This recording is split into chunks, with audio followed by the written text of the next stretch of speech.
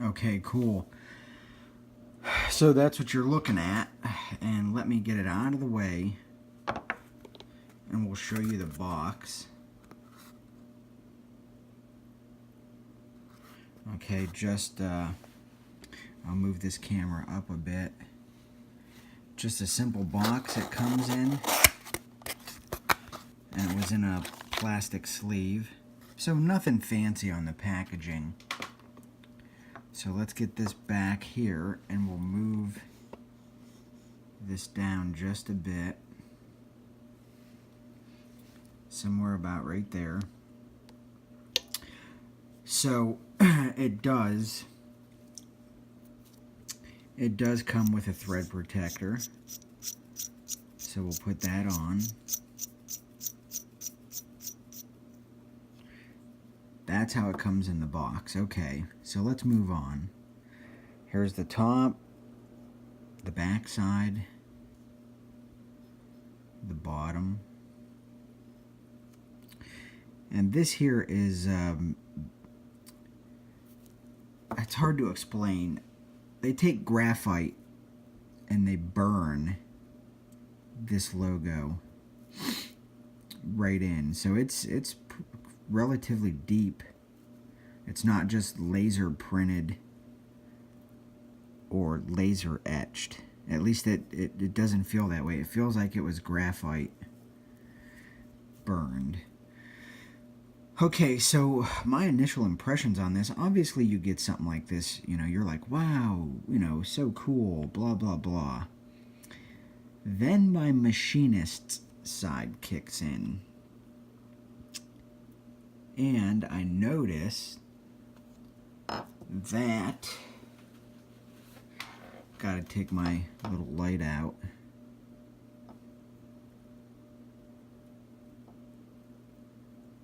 That the, whoops.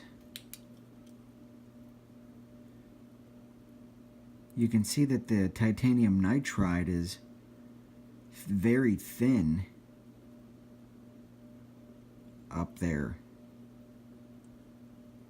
like it's been used, and I have not used this barrel yet, so I'm very bummed out about that.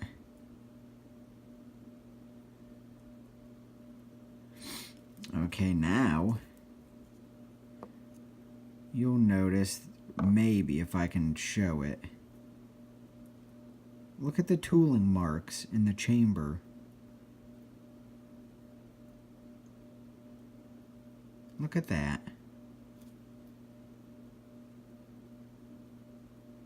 I'm not thrilled with that at all. Barrel's got FOD, which is foreign object crap, in there, so they don't clean these barrels before they send them out.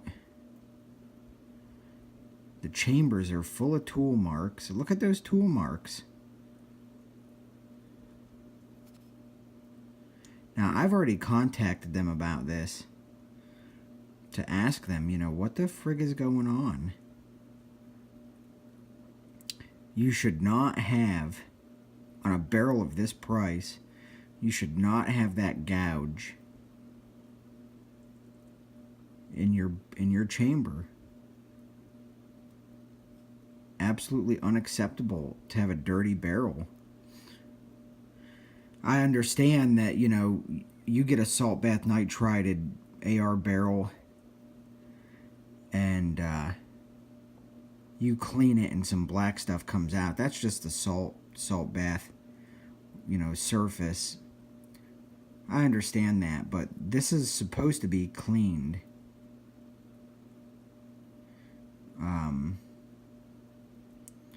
You know, this is supposed to be polished or relatively clean, you know.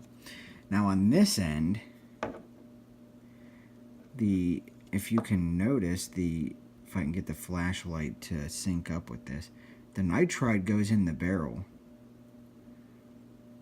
I'm okay with that. It should have, but it's, I don't know if I'll be able to get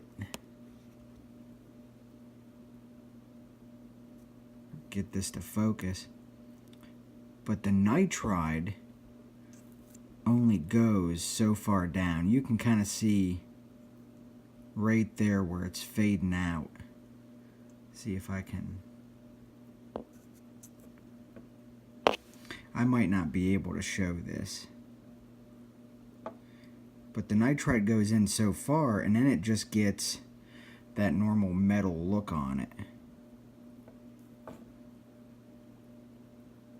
You can see just at that shadow where it starts to turn metal and fades away from the nitride.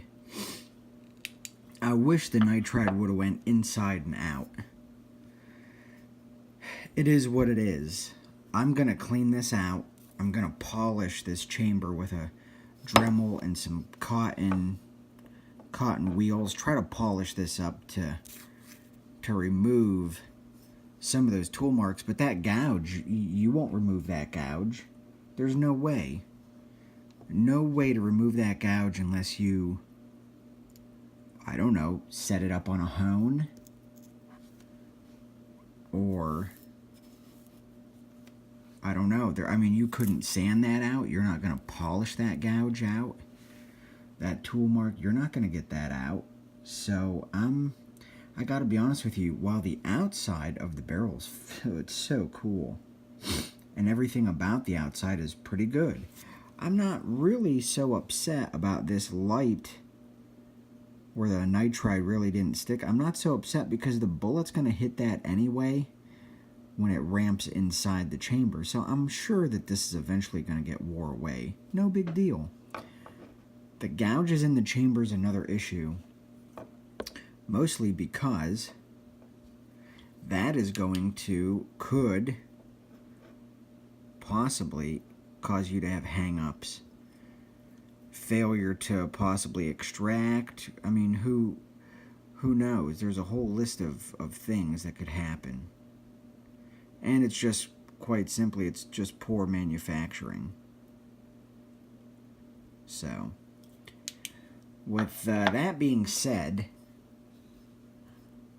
I hope I didn't freak anyone out, scare you away from Shadow Systems barrels.